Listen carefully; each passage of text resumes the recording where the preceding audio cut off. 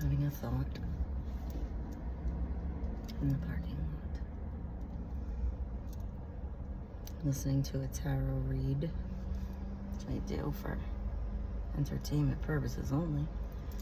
And when I'm digging into self and trying to get information or work something out, an ideology. Heart is form, first form. First form going through, let's say, translating through Saturn, but also form, cube, Jewish, or set form in Egyptian, ancient. Heart's first form. The opposite of set and form is prima materia, the wild feminine, versus the formed masculine. The masculine came to form through that watery prima materia. Masculine came through that womb, that dark space, the death space, the nothing space, but the everything space. The source, if you will, where everything goes back to. Entropy, death. So when we say we're going through a dark night of the soul, if you're doing a healing journey, or you just, people in the West might call it a midlife crisis. When you start seeing what you're doing, and then you start wondering about yourself and why you're doing what you're doing, and then that starts the journey, and you go through something called the dark night of the soul. You look into Jungian psychology, shadow work. That's digging into the pieces of prima materia that make us up psychologically, and we give it form through mentation. So we give it all form through mentation. All is mind, raw, sun god sun, again. Horus, something born from two things, prima materia and the potential for form, heat, movement. It becomes. All right, so we dig into dark night of the soul. We go through self, seeing self. That can be scary. You see highest potentials, and you see the monsters that live under your bed. So if we go into that only in mentation, only with mind, you can get lost in Hades, lost in the underworld, lost in the illusion of self-actions, energy becoming things and putting form to it. How you behave. How do you react? And those things can be frightening. Like, that's why I say healing journey is no picnic. It's like scary. So you walk into the underworld, not just here, but with heart. And in order to maintain the vibration of heart while you're going through the underworld, you usually connect to something outside of you. Spirit, source, higher self, however the fuck.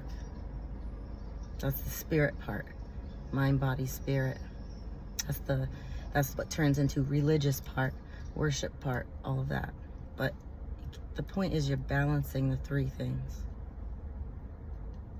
You let spirit completely take over, and you kind of become a zealous nut. And then you lost the plot again. So you marry the prima materia in your mind, the meditations, the healing journey, the behaviors, everything. You marry that to the heart, first form. It's like paying homage to the fact that that will be the first sound, first intuition, first connector to a piece of the dark, because they were married to make. So that must be staying in physics. That's like Higgs boson. And now they're trying to figure out what the dark is. What's the thing moving quantum bits around, or the soup of it. So you see a lot of underwater discoveries, emergences in psychology, and new people that we gain insight from. And also CERN and physics, space travel. So we figure out what that is. That's what we think we'll understand. We're always trying to understand it's like a religion. Our attempted understanding. Some people use science and digging and cutting and opening and looking. Some people use faith alone. Some people want to become it and go a little woo-woo. They show us extremes. But you dig into those spaces of fear with heart and then connect it to something like spirit so that you don't get all lost in the mentation of it.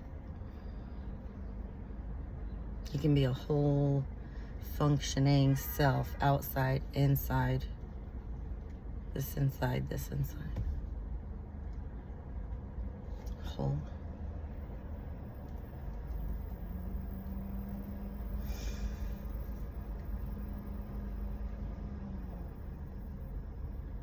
So let me do no harm with my dark side while I encounter it means add a little heart to it, I think. Think about what you're doing with self and others while we're walking this illusion. Because we have emotions as a barometer for that journey. It kind of lets us know where we are acting from mentally and spiritually. You know, spirit, the outside thing. Whatever exists out the 0.0035% of light we can see.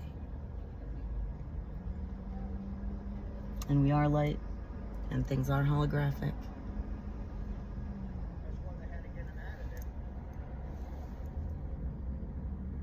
At any rate, try to connect with the heart. Try to listen from the heart. What does that mean? Only my emotion? It's a lead. I think the emotions are a lead into getting in touch with the heart. So that if you can better understand why you're having an emotion, you can better develop yourself with emotion, with more understanding, and then behavioral control of the heart. And then when you have a sound, functioning emotional system, even though you might have some neurogenesis or something, or neural responses to behaviors, you can move through the body. Yoga, whatever the fuck you do, dance, run, bike, walk. You can hear better, function better, move better, heal better. Understand this realm illusion, this test body that we're in, avatar. And not get afeared and not get lost. And to be resilient. And to help others around you when you can. Just for the sake of the fact that we're here. And couldn't it be better?